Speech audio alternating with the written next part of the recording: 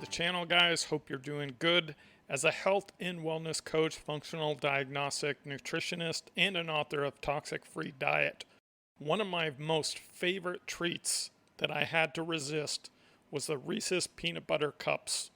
I could eat them literally every single day. However, I rarely indulge in this amazing treat simply because of the high sugar content, additives such as soy lecithin, dextrose, PGPRs, and I can't even pronounce these, and over 5 other inflammatory seed oils such as hydrogenated vegetable oil, palm oil, shea oil, sunflower, palm kernel, and safflower oils, which are all inflammatory to the body and not very good for you.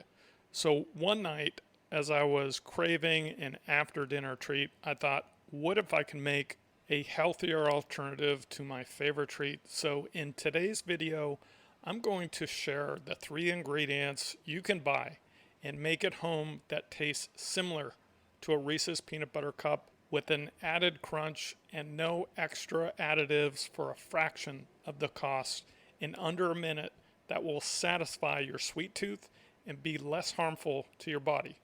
So if you're ready to have your cake and eat it too, let's begin. So the first ingredient is red skin peanuts. Now you want to include the skin simply because it's rich in antioxidants and very healthy for you. But when looking at peanuts, read the ingredients, look for just the peanuts, no added oils such as sunflower oil, palm oil, or vegetable oils. These are all inflammatory to the body. So the goal of this treat and living a lifestyle that is living clean, eating clean, and thriving is to minimize your toxic burden. So look for these peanuts that are as healthy as possible.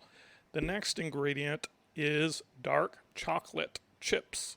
Now try to find the one with the highest cacao. Make sure that it's got the least amount of ingredients, just chocolate, cocoa, some sugar. But again, what is important here is the higher the cacao count, which would be anything above 70%, is going to be a lot healthier for you. Now, the third ingredient is peanut butter. Now, peanut butter is often processed, so you want to look for something that is in its natural state, all natural. So try to find either organic or minimally processed peanut butter. So that's it. Those are the 3 ingredients, and you simply want to add them together and basically add them to taste. If you like more chocolate in your Reese's peanut butter cup, add more chocolate. If you want more crunch, more peanut taste, simply add more peanut, and so on, and kind of experiment on the best bite. So go ahead and dedicate a container of peanut butter with this mixture so you can have it anytime that you're craving an after dinner treat or a sweet. So there you have it, guys, a healthier alternative to a Reese's peanut butter cup that you can make literally in minutes at a fraction of the cost and have it available anytime that you desire. So if you like this kind of content, go ahead and like and share with others that are interested in living clean, getting lean, and thriving. Also, for more hacks in how to avoid toxic culprits that are making us fat, sick, and tired, check out my other books in the description below. Thanks again, and don't forget to share, like, and subscribe to the channel for more tips on living clean, getting lean, and thriving. If you're one of the 45 million Americans this year that plan on going on a diet, I have one word of advice for you: don't. The reason for this is that 99% of all diets fail because they fail to address the root cause of weight gain in the first place, often only addressing the symptoms of calories in, calories out, portion control, calorie restrictions, and exercise as a means to lose weight. This is why I am releasing my newest book, Toxic Free Diet, where I expose the 5 critical mistakes that diet plans do not address and teach you the simple steps on how to turn weight loss resistance into weight loss results 100% of the time. Hi, my name is James Uberti, health and wellness author, environmental toxin expert, founder and director of Desert Cryotherapy Pain Relief and Weight Loss Center.